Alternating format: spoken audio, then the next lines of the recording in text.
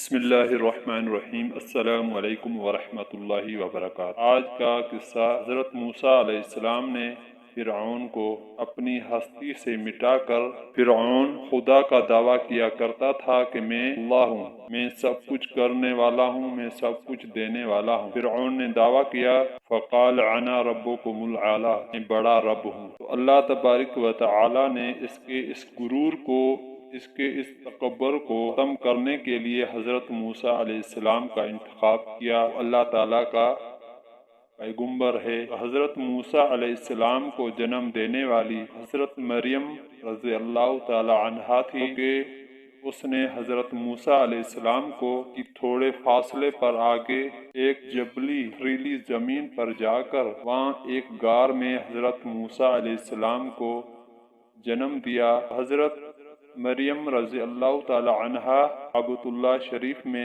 ایک بوڑھا صحابی، ایک بوڑھا ضعیف آدمی تھا کہ حضرت مریم رضی اللہ تعالی عنہا کی پرورش اور اس کی دیکھ بھال کرنے لگا۔ حضرت مریم رضی اللہ تعالی عنہا چھوٹی تھی، وہ اللہ تعالیٰ کے گھر کعبۃ اللہ میں رہنے لگی، وہاں پر بڑی ہوئی، بڑی ہو کر حضرت موسیٰ علیہ السلام کو جنم دیا۔ حضرت موسیٰ علیہ السلام نے فرعون کا دعویٰ اور فرعون کو اپنی ہستی سے آپ کو رب کہنے والا کو اللہ تبارک و تعالی نے موسیٰ علیہ السلام کے ذریعے ختم کر دیا۔ اس کی محلات کی دعی دعویٰ اللہ تعالیٰ نے حضرت موسیٰ علیہ السلام جب چھوٹے تھے، موسیٰ علیہ السلام کی ماں حضرت مریم رضی اللہ تعالی عنہا اور حضرت جبرائیل امین علیہ السلام تعالیٰ کا پیغام لایا، اس بچے کو لے کر جا، اس کو جو کھیت میں لوگ کام کرنے والے ہیں وہاں آپ لے جائیں، اور کوئی بھی آپ سے سوال کرے تو آپ نے جواب نہیں دینا۔ حضرت موسیٰ علیہ السلام بولے، ان لوگوں کو جواب دیا تو وہ کھیت میں رہنے والے لوگ حیران و پریشان رہ گئے۔ چھوٹا سا بچہ بولنے لگا، انہوں نے سمجھا کہ شاید کوئی بڑی ہستی ہے، وہ چپ چاپ کر کے حضرت مریم علیہ السلام حضرت موسیٰ علیہ السلام کو دریا کے کنارے پر لے جاتی ہے، وہاں ایک چھوٹی سی صندوق میں ڈال کر حضرت موسیٰ علیہ السلام کو اس دریا کے کنارے چھوڑ کر دریا میں روانہ کر دیا۔ وہ صندوق چلتے چلتے فرعون کے محل کے بیچ میں سے وہ نہر گزرتی، تو ایسا ہوا کہ حضرت موسیٰ علیہ السلام جب فرعون کی محلات کے قریب سے پہنچا اور نہر کے قریب جا کر وہ صندوق فرعون کے دربار سے گزری، تو اچانک ایسا ہوا کہ وہاں فرعون کی بیوی آسیہ کھڑی ہوئی تھی۔ دیکھا تو یہ کیا ہے، تو اپنے نوکروں سے بولا اور نوکروں کو کہا جلدی کریں، صندوق کو نکالیں باہر۔ تو صندوق کو نوکروں نے نکالا باہر، دیکھنے میں آیا اندر ایک حسین خوبصورت بچہ، ماشاء اللہ پھولوں کی طرح مہک رہا تھا، چمک رہا تھا اس کا چہرہ۔ فرعون کی بیوی آسیہ کا اولاد نہ تھا، تو آسیہ نے یہ کہا کہ میں اس بچے کو اپنے گھر میں رکھنا چاہتی ہوں اور اس بچے کو میں پرورش کرنا چاہتی ہوں۔ تو فرعون نے غرور سے آ کر بولا، نہیں، یہ ہرگز نہیں ہو سکتا، یہ بچہ شاید میرے خاتمے کے لیے اللہ تعالیٰ نے بھیجا ہو۔ فرعون نے بولا، اس کو نہیں چھوڑنا، اس کو مار دینا ہے، اور اس کو میرے گھر میں جگہ نہیں ہے۔ تو فرعون کی بیوی آسیہ غصے میں آئی، آپ نے مجھے یہ بچہ چھینا تو میں آپ کی محلات سے نکل کر میں چلی جاؤں۔ فرعون کی بیوی آسیہ کے دل میں اللہ تبارک و تعالی نے حضرت موسیٰ علیہ السلام کی محبت ڈال دی، اور ان کو یہ الفاظ کہلانے کے لیے اللہ تبارک و تعالی نے بی بی آسیہ کو یہ دل و دماغ میں بات ڈالی کہ تم اس بچے کو پسند کرو اور اپنے گھر میں پالو، پوسو اور بڑا کرو۔ تو اللہ تبارک و تعالی نے حضرت موسیٰ علیہ السلام کو فرعون کے گھر میں پال کر بڑا کیا، اور اللہ تعالیٰ نے اپنا کام کرنا ہوتا ہے، فرعون سے اللہ تعالیٰ نے انتقام لیا حضرت موسیٰ علیہ السلام کے ذریعہ۔ اللہ تبارک و تعالی اپنے پیغمبروں کی مدد خود اللہ تبارک و تعالی نے ذمہ لے لی ہے، کا انتخاب اس دنیا میں اللہ کا ہوتا ہے، اور اس کو آگے نکالنے کے لیے اللہ کی ہی مدد ہوتی ہے۔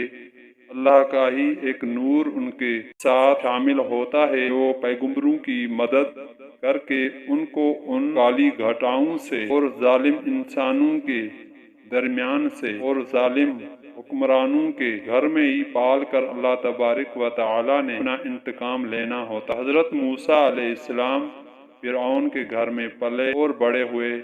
اس کے بعد اللہ تبارک و تعالی نے موسیٰ سے کہا کہ موسیٰ اب تم فرعون کو دعوت دو۔ تو حضرت موسیٰ علیہ السلام نے فرعون کو دعوت دی۔ فرعون نے بولا تم کس اللہ کی بات کر رہے ہو؟ کون سا تمہارا وہ اللہ ہے جس کی تم بات کر رہے ہو؟ فرعون نے کہا میں بڑا اللہ ہوں، میں سب کچھ کرنے والا ہوں، میں سب کچھ دینے والا ہوں، میرے پاس رزق کے خزانے ہیں اور میرے اتنے بڑے خزانے ہیں، ان کی چابیاں خچر بڑے بڑے ہیں، وہ لے کر چلتے ہیں پھرتے ہیں۔ آپ کا کون سا اللہ ہے؟ آپ کا کون اللہ ہے؟ آپ کو پر اتنی محبت اور اتنی عزت آپ کے دل میں ہے اس اللہ کے سوا کوئی عبادت کے لائق نہیں، اللہ تعالیٰ کا رسول، میرے اوپر آپ ایمان لائیں۔ اس میں یہ کہنے کی ضرورت تھی اور فرعون موسیٰ علیہ السلام کا آپس میں تکرار چلا، ظالموں کو شکست دی اور اپنے پیغمبروں کو اللہ تبارک و تعالی نے اپنے پیغمبروں کی مدد کی۔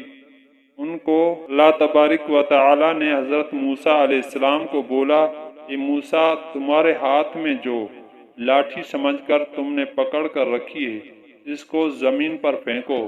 تو فرعون کے محل میں حضرت موسیٰ علیہ السلام نے اس لاٹھی کو پھینکا تو بڑا ایک اسدہ ناک بن گیا جو فرعون کو ڈرا دیا، اور فرعون کے جو وزیر تھے، جو بھی بادشاہت کے اندر رہنے والے لوگ تھے، وہ ڈر گئے۔ فرعون نے بولا یہ جادوگر ہے۔ اس کے بعد فرعون نے ایک پروگرام رکھا، ایک ٹائم رکھا کہ جو بھی جیت گیا وہ ان پر ایمان لائے گا۔